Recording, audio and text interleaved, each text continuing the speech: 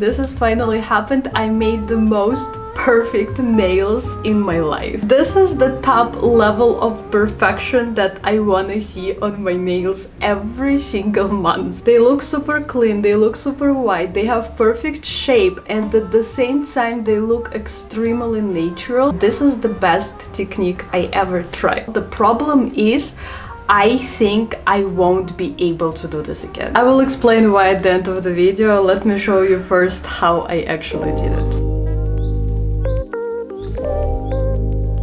Okay, these are the nails from my previous manicure. It's been around a month and as you see they look pretty good.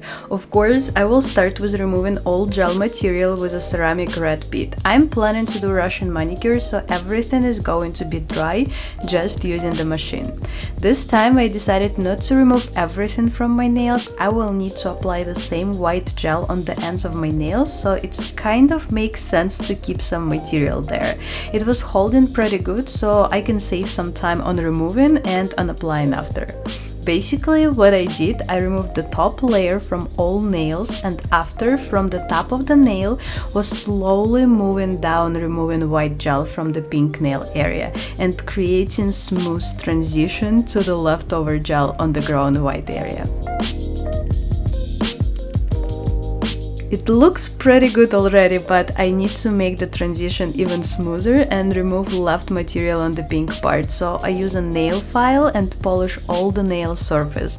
Also, this step is important for future product application because it prepares nail plate and creates grip for products to hold better.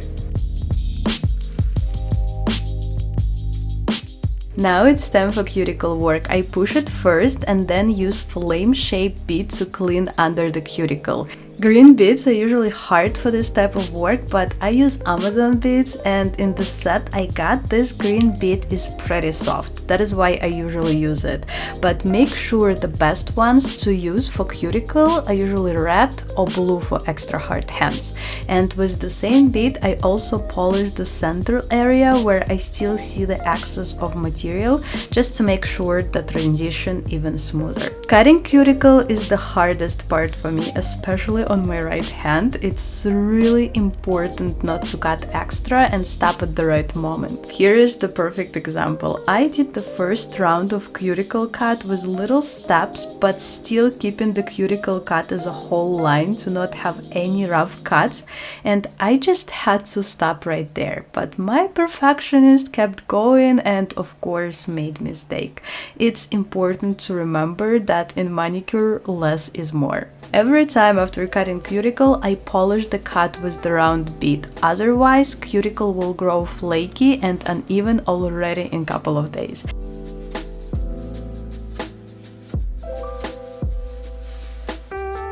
And now everything as usual. Dehydrator, nail plate and around, acid-free primer and base coat. I use tiniest brushes to apply base perfectly. It's the most important layer. It needs to cover the whole nail plate but not touch skin or cuticle, otherwise I will get lifting.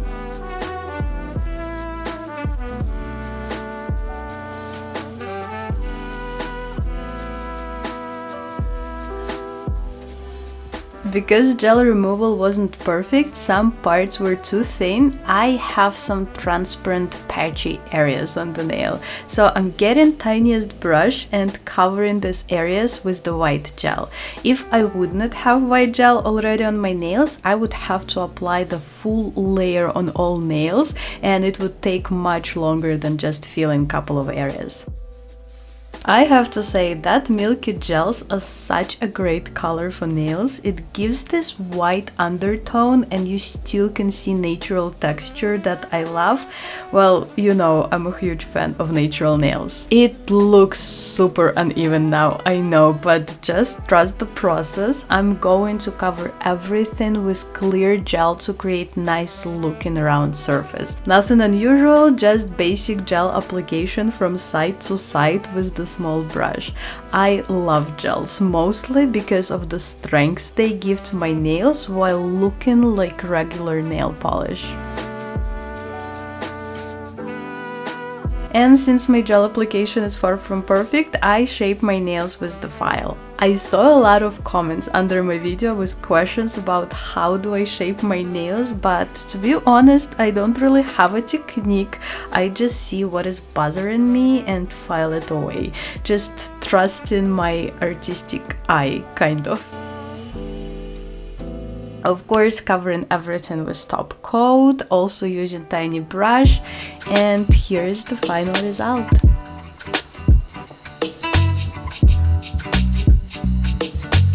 Did I say how obsessed I am with the result? I've been staring at my nails for the past like 4 days and I just can't stop looking at them. It's been 4 days since I did this manicure, and the first day I thought that that's it, that's the key, and I found the best solution for my nails until I started noticing something. On the next day my pinky started to be itchy. First I thought maybe it's something about using this ball polisher around my skin, and I thought I a little overdid it, and that's why it's kind of like a healing process and that's why it's itching. But when it happened around all my nails, I started to be a little anxious about this. I knew about allergies existing, but I wasn't worrying so much about this because I was using hammer-free products most of the time. You see that I use very tiny little brush to go around and I'm making sure that I don't touch my skin at all. But when all my fingers started itching, I decided to go and research a little more about allergies and go deeper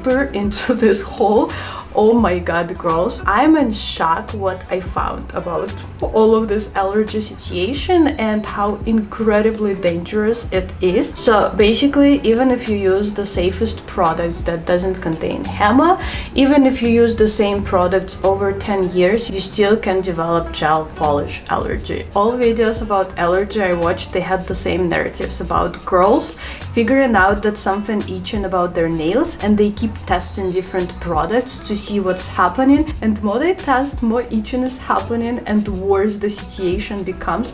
I feel like right now my nails are fine. It's a little itching right here. It's not a lot, you can see it's like a little bit like redness, but it's not like my nails are swollen or anything, but it looks like it can be the first stage of gel allergy and I'm extremely scared to develop the actual allergy. I'm gonna keep those for now because they're not itching so much and it's kind of getting a little better, but I guess I'm not making any more gel nail videos, at least for now, until I'm figuring out what's going on with my hands and with my nails. I feel so sad. Yeah, please let me know in the comments your thoughts and I will see you in the next video. Love yourself.